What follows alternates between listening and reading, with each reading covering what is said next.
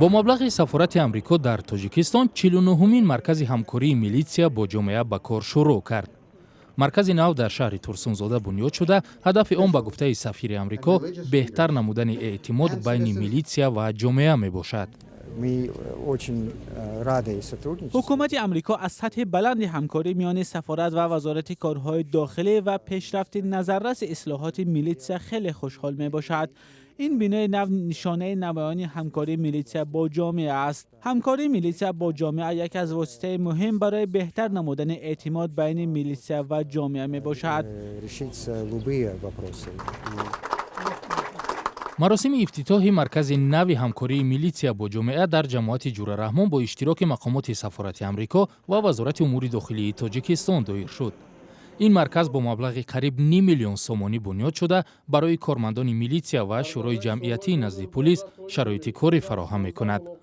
مقامات وزارت امور داخلی تاجیکستان هم میگویند وقتی آن رسیده است که مردم با پلیس همکاری زیچ داشته باشند. مردم شورای جمعیتی باید با میلیسیا همکاری کنند در همه سمت‌ها. فقط یک مقصد این است دیگه، یگان مقصد نه که باید همه چی آشکار باشد. جنایت باید از و پنهان نباشد.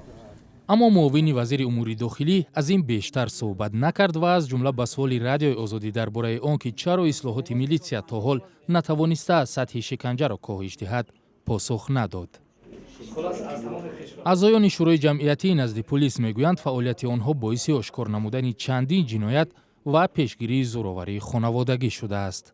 یک پرابلم بود که من 2 سال پیش همچون معاون رئیس جماعت امین در سویقست به جان خود بود در یک دهات اویدی امین چی گویم زورآوری سیوم شخص این خوشدمون بود که من رفتم صحبت کردم و باجو کرد گفت که نه من همین وقتی سواد کردم و خوردم ندونسته اکسوس.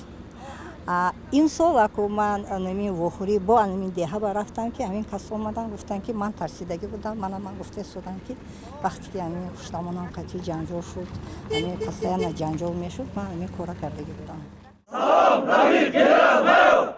اصلاحات میلیسیا قرار است تا سال 2020 ادامه کند و برای آن تا امروز 1 میلیارد سومانی مصرف شده است.